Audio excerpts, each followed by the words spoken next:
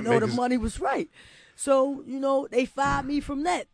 So because you're an ex-felon. Exactly. Right. So, I'm like, wow, like, come on, man. I done got my certificate. I'm feeling down about myself, And so I started working at a car wash. I say, man, it's too cold. This is not me, man. This is really not me, for real. I'm working at a car wash. So what do accept you? If you know the streets, you'll go back to the streets. The streets will always accept you. They will provide. Exactly. But it's not the right way to go. But I tried to do the right thing. You understand what I'm saying? I tried to do the right thing. And they fired me. That hurts me. So what I'm gonna be, a bum on the streets? What I'm gonna do? So I went back to the streets. I know it's not right. It's not right at all. It's not right at all. But I mean, I was trying to provide for myself. I'm grown now. I was trying to provide for myself. Snoop is our guest, Felicia Pearson. She's written a book, Grace After Midnight. Tony is the next caller up. We'll be back in just a minute as we talk with Snoop about her life and her memoir. And I'll tell you when we get back how you can meet her tomorrow night. We'll be right back.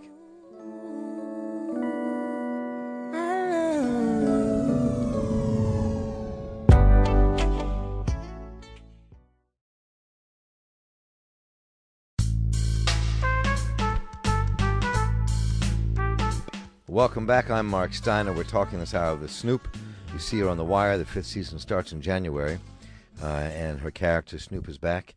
But Snoop is her name. And her real name, her born name is Felicia Pearson. That was Pearson's the name of your foster parents. Your adopted name, right?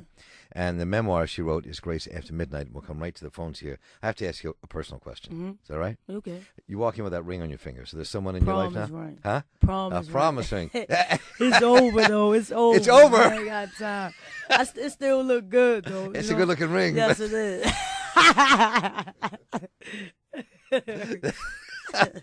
See, that's because you still have it in that same finger. Exactly. Sometimes I can be like, yeah, oh, man, nah. Okay. That's funny. Now, you got on The Wire because you were in a bar that you hang in, right? Or a bar you were in that night or whatever. Yeah, I was in that night. Club 1 downtown. Club 1. Yeah. And Michael K. Williams, who plays the character Omar. Who's the gay drug dealer with all the scars in his face, who takes off all the other drug dealers in town. Yeah, Michael K. Williams, Omar, he was in Club 1 nightclub, and he was looking at me, You didn't know who he was either. No, because I never watched a while. We had basic cable, so we ain't had HBO, and I wasn't like a TV person then. Right. I used to hit block real hard, so I ain't had time to watch TV.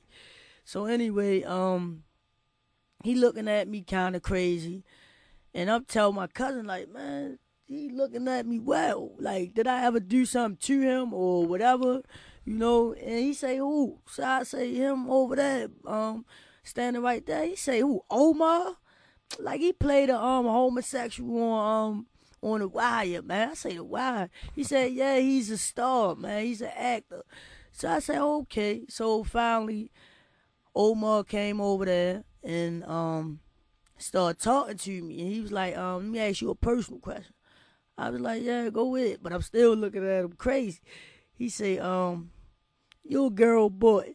I said, I'm a girl. He said, nah, get out of here. I said, no, I'm a girl for real. He said, man, we got a script for a guy, a part for a guy, but you fit the description. He was like, wow, I want you to go and see the writers and stuff tomorrow. So he asked me, do I know where Marvin and Lanville at? I said, yeah, that's in my neighborhood, up the street from my grandmother. He said, well, when I call you tomorrow, we exchange numbers. He said, when I call you tomorrow, I want you to come up there. Please come up there. I said, okay. So I came up there with a hangover and all, come up there, and I met with the writers, Mr. Ed Burns and David Simon. And they said they would be calling me for an audition in 2 weeks. They called me in for audition for in 2 weeks. So here I go. There you are. Yes, I am.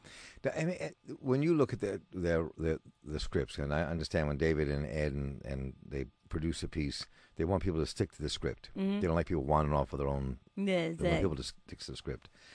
So a lot of people are shocked that two white guys can write a script where the language fits the street. Yeah. Were you shocked by that?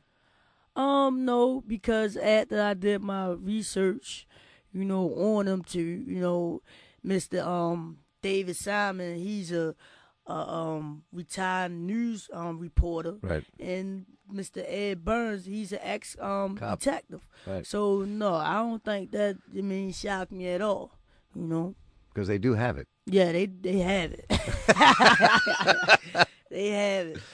Snoop is our guest. Grace After Midnight, a memoir she's written. Felicia Pearson. Let's open the phones at 410-662-8780. And Tony in Baltimore, you're on the air.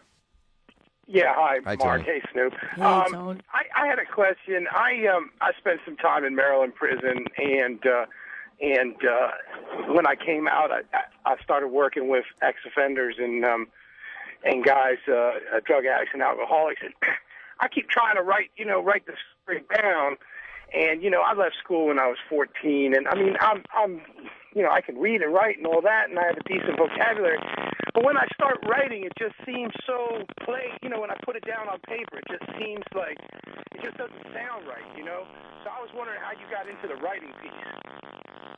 Tony, we're gonna have to drop down because your cell phone has got too much static on it. But if you can maybe listen to us, go ahead. Hello. So go ahead. You can answer him. Okay. Mr. Tony. What my manager asked me when the first meeting that I had with her, she asked me what all the things I want to do. So at the top of my list, I said I want to write a book. I really want to write a book. She asked me why. I say so people can understand me, like understand what trials and tribulations that I came from and I'm still coming from, because it's not over yet. And so she said, okay. And she started working on that. I wrote down like 8 things that I really wanted to do. But before I got with Mr. David Ritz, I was auditioning a lot of people or whatever. And Mr. David Ritz, I really liked this man because he knew nothing about me, And then me and him sat down. He got into me. I got into him. No tape recorders, no nothing. And I even took him to my neighborhood, to my school. We rode past the Jessup. And before that, though, I had did my own tape recorder because I'm not good at writing it myself either. And I start talking, like every time I get a memory, I turn on my tape recorder. I did that for a month straight every day. I didn't care where I was at. If I was like in an interview or wherever, I'd be like, yes, can I please use the restroom? And I go to the restroom and turn on my tape recorder and be like, oh yeah, I remember when, and just start talking to the tape recorder. If you're not a writer, just get a tape recorder and just talk into the tape recorder. Get a lot of little tapes and just do it like that, if you ain't a writer. I also jotted a few things down too, but I basically did the tape recorder. Snoop is with us. Felicia Pearson. Grace After Midnight, her memoir. The Wire starts in January. Her character Snoop will be back. And 866-661-9309. Russ and Frederick, you're on the air. How you doing? Hi, Russell. Wanted to say hi to Snoop. You're my hero. How you Can't doing, believe bro? I'm actually talking to you. How you feeling? Oh, I'm all right. I'm another middle-aged white guy, but earlier in life I ended up in a scrape and did about 14 months in Lorton. Me is the only white guy and about 10,000 other people. And your show's been really important. Your character's been really important to me, and I just wanted to tell you that. And not many people, have been in the situation where they've seen a triple murderer sucking his thumb at night or making baby noises or. People have to realize that there's a lot of humanity in the prisons, and exactly. that even the correction officers will tell you that a lot of those guys should really be home with their families. Exactly. But, you know, that first, I guess it was last year, first show,